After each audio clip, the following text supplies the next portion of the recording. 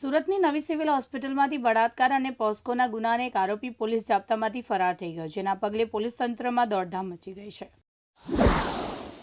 કચ્છના અંજારમાં સાગનથીના સ્લમ વિસ્તારમાં રામકૃષ્ણ મઠ આદિપુર અને રેલવે કંપનીના સહયોગથી સર્વરોગ નિદાન કેમ્પ યોજવામાં આવ્યો, જેમાં 85 જરૂરિયાતમંદ દર્દીઓને તપાસણી કરવામાં આવી હતી. નવસારી શહેર ખાડાનગર બન્યું. શહેરના અનેક મુખ્ય માર્ગો પર ખાડા પડ્યા. રસ્તાઓ પર મસ્ત મોટા ખાડાઓ પડતા રાહદારીઓને વાહન ચલાવવા મુશ્કેલ બન્યા. શહેરમાં કમરતોડ ખાડાઓથી રાહદારીઓનો અકસ્માતનો ભય છે. આજરોજ શ્રાવણ મહિનાનો છેલ્લો દિવસ એટલે કે અમાસ હોવાથી ભાવનગરમાં આવેલા મહુવાના ખીમનાથ મહાદેવ મંદિરે, જે આશરે 750 વર્ષ પૌરાણિક મંદિર છે, આ શ્રાવણ માસમાં મહાદેવને વિવિધ ઝાંખી રૂપે દર્શનનો લાભ દર્શાવી દર્શનાર્થીઓને મળી રહ્યો છે. સુરત જિલ્લામાં આવેલા માંગરોળ તાલુકા ખાતે કામ કરતી આંગણવાડી બહેનોને જબરજસ્તી બીએલઓની કામગીરી કરવા દબાણ કરતા આંગણવાડી બહેનોમાં રોષ જોવા મળી રહ્યો છે. સુરતના કતારગામ વિસ્તારમાં આવેલ એક નાના હીરાના કારખાનામાં એક હચમચાવતી ઘટના બની. રત્ન કલાકાર મહિલા હીરા ઘસીને દરમિયાન ખભા પર દુપટ્ટો હીરાની ઘંટીમાં શરીરમાં આવી જતા મહિલાના વાળ પણ ખેંચાઈ ગયા હતા.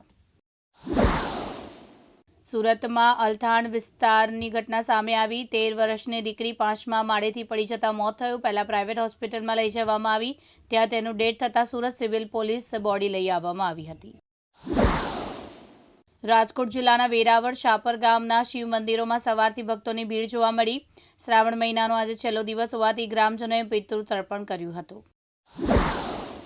સુરત શહેરમાં ઉન વિસ્તારમાં આવેલી ઈકરા ગુજરાતી હાઈસ્કૂલ વેઇટ લિફ્ટિંગના જીતને આવેલા વિદ્યાર્થીઓનો સન્માન સમારોહ યોજાયો હતો.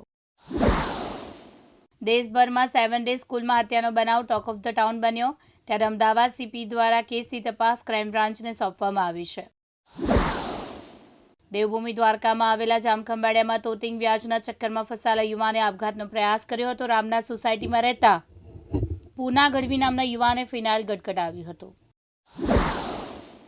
Dahod Zydus medical college and hospital ખાતે પ્રથમ વખત mid term continue medical education 2025ના પ્રોગ્રામનું આયોજન કરવામાં આવ્યું હતું. દેવભૂમિ દ્વારકા જિલ્લા અખિલ ભારતીય શૈક્ષણિક મહાસંઘ દ્વારા પ્રેરણારૂપ અભિયાન હાથ ધરાયા. 1 સપ્ટેમ્બરથી જિલ્લાની પ્રાથમિક શાળાઓમાં આપણી શાળા આપણું તીર્થ કાર્યક્રમો યોજાશે. સુરત શહેરની બીઆરટીએસ બસની અંદર ડીજે પાર્ટીનો વિડીયો સોશિયલ મીડિયા પર વાયરલ. બસમાં ડીજે પાર્ટીનો વિડીયો વાયરલ થતાં ભારે વિવાદ સર્જાયો છે. નેશનલ હાઈવે 64 ઉપર ભરૂચથી જંબુસર જતા માર્ગ ઉપર બ્રેઝા ગાડીમાં ભયંકર આગ લાગી. આમોદ તાલુકાના અનોર ગામ બાજુ આવતી બ્રેઝા ગાડીમાં શોર્ટ સર્કિટ થતાં ભયંકર આગ ફાટી નીકળી. જૂનાગઢના ભેસાણમાં 3 કલાકમાં 3.5 ઇંચ વરસાદ. જૂનાગઢના ભેસાણમાં હવામાન ખાતાની આગાહીના પગલે સતત 4 દિવસ વરસાદ વરસી રહ્યો છે. સુરત શહેરમાં પહેલીવાર ગણપતિની મૂર્તિ ગાયના છાણથી બનાવવામાં આવી રહી. આ મૂર્તિનું બનાવવાનું પાછળનું કારણ દેશ બચાવો અને પર્યાવરણ બચાવવાનો ઉદ્દેશ સાથે આ ફૂલો ફલો નામની સંસ્થા દ્વારા અનોખી પહેલ કરવામાં આવી છે. સુરત જિલ્લામાં વેસુ વિસ્તારમાં આવેલી સોસાયટીમાં ગેટ બહાર લાગેલા ધાર્મિક પોસ્ટર ફાડવામાં આવ્યા, જે ઘટનામાં પોલીસે વેમસને ફેલાવનાર પ્રયત્ન કરનાર 2ની ધરપકડ કરી છે. અમદાવાદ જિલ્લામાં આવેલા સાણંદ તાલુકાના માણકોલ ગામની પ્રાથમિક શાળાના વિદ્યાર્થીને શિક્ષકે ઢોર માર માર્યાનું સામે આવ્યું. શિક્ષકે વિદ્યાર્થીને ઢોર માર મારતા વિદ્યાર્થીને વાલી અને ગ્રામજનોએ ધસી આવ્યા અને ભારે હોબાળો મચાવ્યો. ઉત્તર ગુજરાતની જીવાદોરી સમાન ગણાતા ધરોઈ ડેમ ઓવરફ્લો થતાં બપોરના 1 વાગ્યા સુધી ધરોઈ ડેમના 6 દરવાજા ખોલવામાં આવ્યા, જેના લીધે સાબરમતી નદીમાં 2 કાંઠે વહી રહી છે. નીચાણવાળા વિસ્તારને સાવચેતી રહેવા માટે સરકારી તંત્ર દ્વારા સૂચના આપવામાં આવી છે. કચ્છ અંજાર તાલુકાના દેવળિયા ગામે લગભગ 450 વર્ષ જૂના લોટેશ્વર મહાદેવ મંદિરના 8મા પાટોત્સવ નિમિત્તે અલગ અલગ કાર્યક્રમનું આયોજન કરવામાં આવ્યું. સવારે વૃક્ષારોપણ, સાંજે મહાઆરતી, મહાપ્રસાદ અને રાત્રે ધર્મસભા તથા સંતવાણીનું ભવ્ય આયોજન કરવામાં આવ્યું હતું. એક ઈસમને 307 ગ્રામ ગાંજાના જથ્થા સાથે પકડી સારોલી પોલીસે વધુ તપાસ હાથ ધરી છે. તાપી જિલ્લા જૂના બેઝ ગામે 23 વર્ષીય યુવાને આપઘાત કર્યો. કુકરમુંડા તાલુકાના જૂના બેઝ ગામે એક 23 વર્ષીય યુવાને ગળે ફાંસો ખાઈ આપઘાત કર્યો. અગમ્ય કારણસર મૃતકે પોતાના ઘર પાસે શેરડીના ઝાડ સાથે સૂતરની દોરી વડે ફાંસો ખાઈ જીવ ગુમાવ્યો. જૂનાગઢ અને કેશોદમાં વહેલી સવારથી ધોધમાર વરસાદ. જૂનાગઢમાં વરસાદથી દામોદર કુંડમાં અધધ પાણીની આવક થઈ. અમાસ હોવાથી લોકો મોટી સંખ્યામાં હોય, જેથી તંત્ર દ્વારા નાહવા પર રોક લગાવવામાં આવી છે. રાજકોટના ધોરાજીના પાટણ વાવમાં ધોધમાર વરસાદ, ઓસમ ડુંગર પરથી ધોધ વહ્યો. અદ્ભુત દ્રશ્યો કેમેરામાં કેદ થયા. ધોધમાર વરસાદથી ઓસમ ડુંગર પરથી ધોધ વહ્યો. વરસાદથી ઓસમ ડુંગર લીલીછમ હરિયાળીથી ખીલી ઉઠ્યો છે. શ્રાવણ માસની અમાસે રામેશ્વર મહાદેવમાં લઘુરુદ્ર યજ્ઞનું ભવ્ય આયોજન. નડિયાદ વલ્લભનગર ખાતે આવેલ રામેશ્વર મહાદેવ મંદિરે શ્રાવણ માસના પવિત્ર અમાસના દિવસે લઘુરુદ્ર યજ્ઞનું આયોજન કરવામાં આવ્યું હતું. પૈસાના પાના વડે હારજીતનો જુગાર રમતા કુલ 3 ઇસમોને 34,080ના મુદ્દામાલ સાથે જુગારનો ગણનાપ્રાપ્ત કેસ અઠવા લાઇન્સ પોલીસે શોધી વધુ તપાસ હાથ ધરી છે. સુરત શહેરમાં વહેલી સવારથી ધોધમાર વરસાદ. સુરતમાં ભારે પવન સાથે વરસાદ. હવામાન વિભાગે રેડ એલર્ટ જાહેર કર્યું. સુરતમાં વહેલી સવારથી ધોધમાર વરસાદ પડી રહ્યો છે. ભારત દેશ સદીઓથી સંતોના પગલાં અને આશીર્વચનથી ધન્યતા અનુભવે છે. એવી જ રીતે સુરેન્દ્રનગર જિલ્લાના દોરવાડા ગામમાં આજે એક વિશેષ અને ઐતિહાસિક ક્ષણ યોજાઈ. સાથે મહંતશ્રી સ્વાગત કરવા માટે એકત્રિત થયા અને દોરવાડા ગામમાં પ્રયાગરાજ સ્થિત બડે હનુમાન મંદિરના મહંત બલવરગીરી બાવજી તેમજ દોરવાડા ગામની સીમમાં આવેલા ચોટીલેશ્વર મહાદેવ મહંત સુરતપુરી બાવજીનું આગમન થતાં ગ્રામજનોમાં આનંદ જોવા મળી રહ્યો છે. સુરતના કાપોદ્રામાં દેવું વધી જતા 32 કરોડના હીરાચોરીનો નાટકના મામલે હીરાચોરી માટે તિજોરી કાપવા આવેલો વેલ્ડર ઝડપાયો છે. 5 આરોપીમાં ભગીરથ બિશ્નોઈને સુરત ક્રાઇમ બ્રાન્ચે ઝડપી પાડ્યો છે. તો મુખ્ય આરોપી દેવેન્દ્ર ચૌધરી સહિત 4 આરોપીને જેલ ભેગા કરવામાં આવ્યા છે. અમદાવાદના વ્યાસવાડી નવા વાડજ ખાતે આવેલા વ્યાસવાડી પગપાળા સંઘ સતત 32મા વર્ષે 52 ગજની ધજા સાથે પગપાળા માં અંબાના દર્શને જવા રવાના થયો છે. આશરે 100 ઉપર મહિલા સહિત લોકો આ સંઘમાં જોડાયા છે.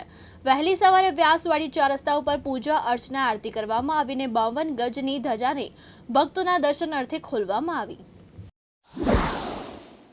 અમદાવાદ શહેરમાં પોલીસનો ડર જ રહ્યો ના હોય તેમ ગુનેગારો બેફામ બન્યા હોય તેવું લાગી રહ્યું છે. દેશના સુરક્ષિત શહેર પૈકીના એક અમદાવાદ શહેરના કાગળપીઠ વિસ્તારમાં ચાલી રહેલી ગેંગ વોરમાં યુવકનું અપહરણ કરીને તેની ઘાતકી હત્યા કરવામાં આવી છે. અમદાવાદના મેઘાણીનગર વિસ્તારમાં શુક્રવારે રાત્રે એક ચોંકાવનારી ઘટના સામે આવી છે.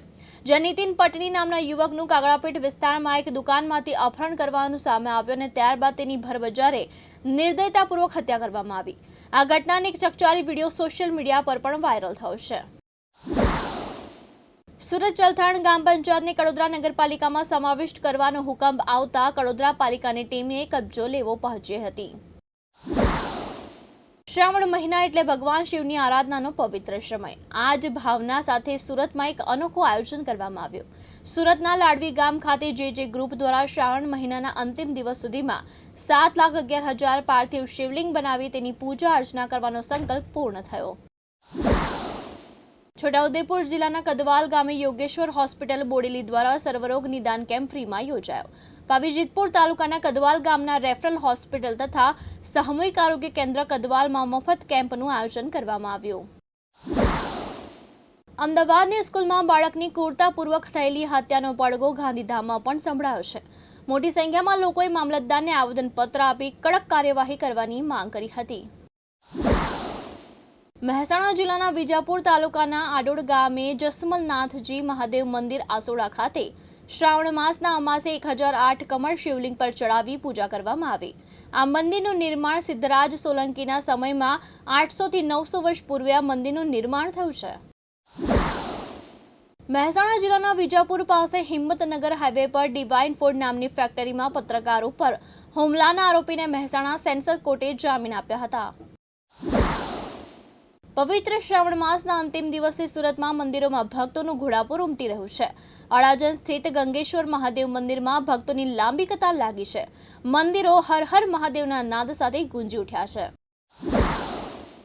અરવલ્લી શામળાજી પાસેનો મેસૂર ડેમ 90% ભરાયો. તંત્ર દ્વારા હાઈ એલર્ટ સ્ટેજ પર ડેમને દર્શાવાયો. ડેમમાં પાણીની સપાટી 214.59 મીટર થતાં ડેમમાંથી વધારાનું પાણી ઓવરફ્લો થઈ બહાર નીકળશે.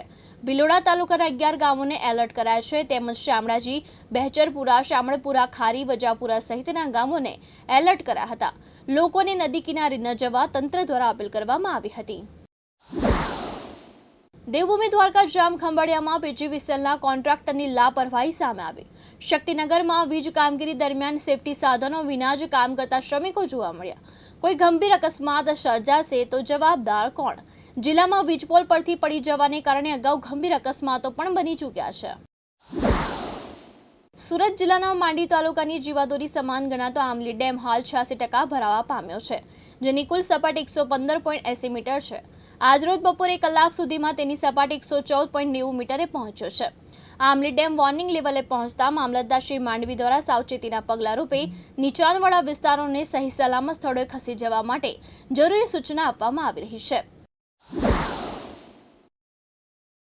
સુરેન્દ્રનગર જિલ્લાના એસપીની બદલી થતાં હજુ ગઈકાલે જામનગરથી બદલી થઈને પ્રેમસુખ ડેલુએ સુરેન્દ્રનગર જિલ્લા એસપી કચેરી ખાતે પદ સંભાળીને આજરોજ સુપ્રસિદ્ધ યાત્રાધામ એવા ચોટીલામાં બિરાજતા ચામુંડા માતાજી ડુંગર પર લીંબડી ડિવિઝન ડીવાયએસપી વિશાલ રબારી, ચોટીલા નાની મોલડી પોલીસ સ્ટેશનના પોલીસ ઇન્સ્પેક્ટર સહિત પોલીસ ટીમે ચામુંડા માતાજીના ડુંગર પર માતાજીના ચરણોમાં શીશ ઝુકાવી સમગ્ર જિલ્લાભરમાં શાંતિ જળવાઈ રહે અને જિલ્લાભરમાં વસવાટ કરતા લોકોને સ્વસ્થ અને તંદુરસ્ત રાખે તેવી પ્રાર્થના સાથે દર્શા કરીને પવિત્રમય બન્યા હતા.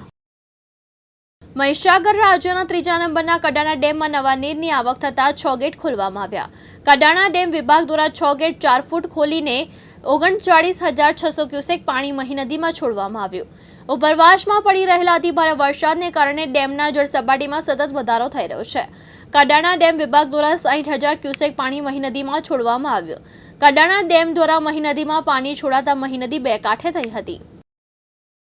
ડરોઈ ડેમમાં ઉપરવાસ પાણીની આવક થતાં હાલના ડેમના 8 દરવાજા ખોલવામાં આવ્યા છે. તેવામાં સાબરમતી નદીમાં રામપુર ફુદેડામાં ધરોઈ ડેમમાંથી રાત્રિના સમયે પાણી છોડાતા ખનીજ માફિયાઓના 2 હિટાચી પાણીમાં ગરકાવ થયાના સમાચાર મળી રહ્યા છે. હવામાન ખાતાની આગાહી પ્રમાણે મહેસાણા જિલ્લામાં ગાજવીજ સાથે વરસાદી ઝાપટા પડી રહ્યા છે.